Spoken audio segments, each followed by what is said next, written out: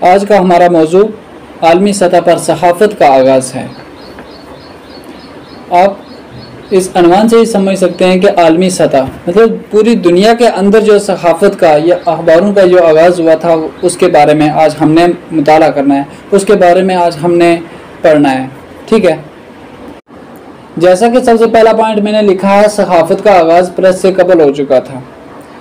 इस सिलसिले में ये बात कही जा सकती है कि जब प्रिंटिंग प्रेस का आगाज़ नहीं हुआ था तो उससे पहले भी सहाफ़त जो थी वो कायम दायम थी, उससे पहले भी सहाफ़त शुरू हो चुकी थी। उस दौरान क्या होता था कि लोग क्या करते, एक दूसरे को वाक़ात जो होते थे, जो हादसात होते थे, एक दूसरे को कलम किसी कागज़ के ऊपर कलम के साथ लिखकर उन्हें दूसरे तक पहुंचाते थे और उस खबर को आगे फैलाते थे।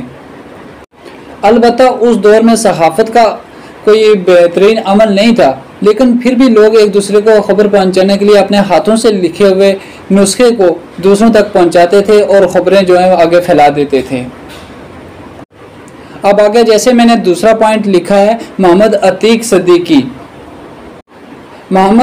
सिद्दीकी ने कहा था कि हज़रत ईसा मसीह के दौर से 751 वर्ष पहले रोमन राज जो था, जो उस दौरान चल रहा था, उस दौर में एक खबरनामा जारी किया जाता था। एक खबरनामा होता था जिसमें सरकारी खबरें और जो जंगी मैदान की मुहिम्मात और जंगी खबरें होती थी उन्हें उस खबरनामे के अंदर पेश किया जाता था। और उस खबरनामे का उस दौरान जो नाम रखा गया था उसका नाम था एक्टा ड्यूरेना। एक्टा ड्यूरेना जो था एक लातीनी लफ्ज़ था। लातीनी लफ्ज़ ये दो अलग अलग अल्फाज से मिलकर बना हुआ था, एक्टा और ड्यूरेना। एक्टा के माने होते थे कार्रवाई के, यानी ऐसी कोई वारदात जो हुई हो, और ड्यूरेना के माने होते थे रोज़ाना, यानी ऐसा खबरनामा जिसमें हादसात वाक़ात को पेश किया जाए और वो हर रोज़ के उसमें वाक़ात पेश किए गए हों और हर रोज़ वो शाया हो, उसका नाम एक्टा ड्यूरेना था। और ये खबरनामा रोमन राज का पहला खबरनामा था। अब ये जो तीसरा पॉइंट मैंने लिखा है, जदीद अखबार की तारीख़, इससे हम समझेंगे कि जदीद अखबार की तारीख़ कब से शुरू हुई और कब से मतलब इसका जो है ये आलमी सतह के ऊपर ये नशो नुमा हुई। जब हम जदीद अखबार की तारीख़ का मुताला करते हैं तो हमें पता चलता है ये जो जदीद अखबार जो है ये कोई ज़्यादा पुरानी नहीं है, बल्कि ये अभी कुछ 3-4 सदी पहली है। यानी 1566 में क्या हुआ कि वीनस का एक शहर होता था, उस शहर के अंदर जो आम लोग होते थे उन आम लोगों में एक इंसान ऐसा होता था जो रोड के ऊपर या शाहरा के ऊपर या सड़क के ऊपर खड़ा होकर एक ज़ोरदार आवाज़ में वो क्या करता था, वो उस खबर को आवाम के अंदर पहुंचाता था। वो जो खबरें होती थी वो कलम से लिखे हुए मसौदे के ऊपर थी और वो उन खबरों को पढ़ के लोगों को आगे सुनाया करता था और इस तरह से उस दौर में अखबार नवीसी आम होने लगी।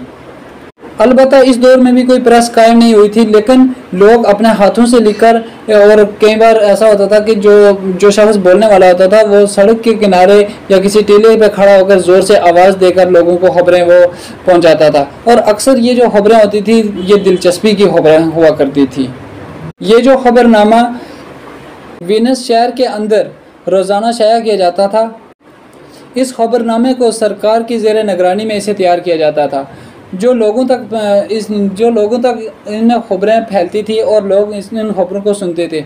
जब लोग इन खबरों को सुनते थे तो उन लोगों से इसका मुआवजा भी लिया जाता था, यानी उसके बदले में पैसे लिए जाते थे। उस दौरान वहाँ पे जो पैसे राय थे उन पैसों को कहा जाता था गैज़टा, और इस गैज़टे जो था उस दौरान का एक सिक्का था, जैसे हमारे हिंदुस्तान के अंदर रुपये चल रहे हैं।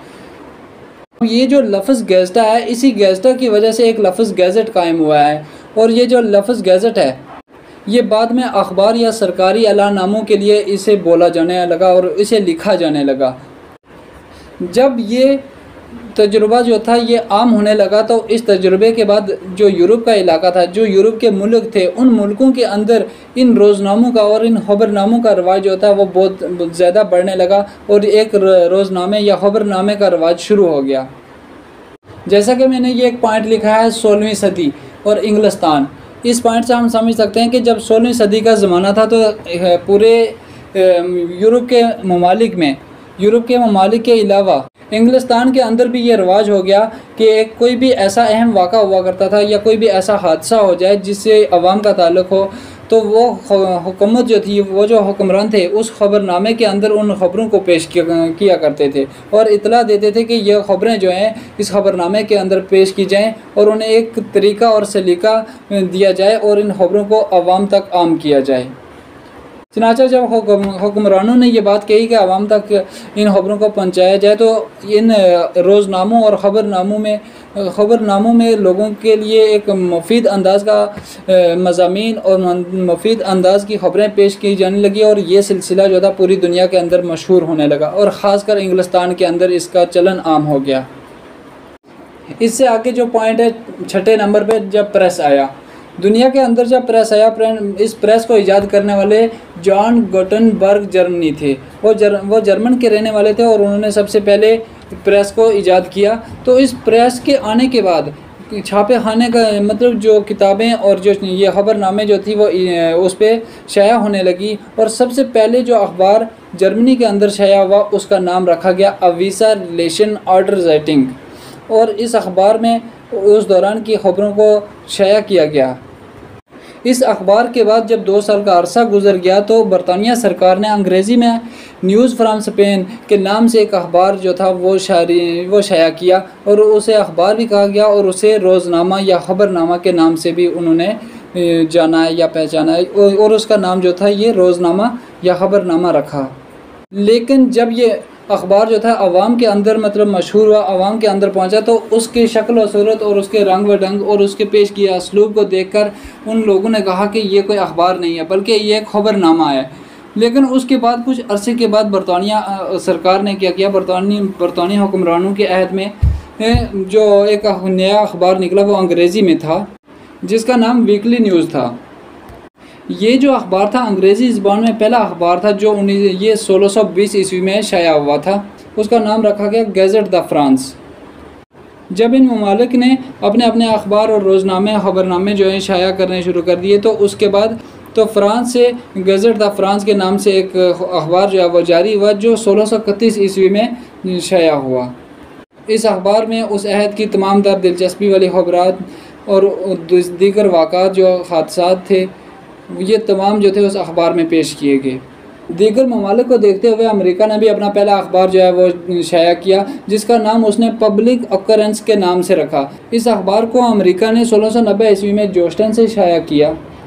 अब मुख्तसर तौर पे हम एक इस पे सरसरी नज़र डालते हैं कि सहाफ़त का आगाज़ जो हुआ था ये प्रेस से पहले हुआ था, लेकिन मोहम्मद अतीक ने कहा कि जब प्रेस का कोई ज़रिया नहीं था, लोग एक दूसरे को ख़बरें सुनाते थे।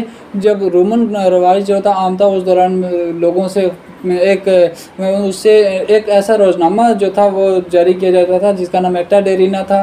फिर जदीद अखबार की जो तारीख़ आई, जदीद अखबार में क्या कि उसकी तारीख़ क्या थी, वो कोई पुरानी थी या नई थी, इस सिलसिले में बात की। वीनस शहर के अंदर उन लोग जो थे वो ख़बरें कैसे सुनाते थे और लोग जो ख़बरें सुनते थे उनसे जो मुआवजा लिया जाता था।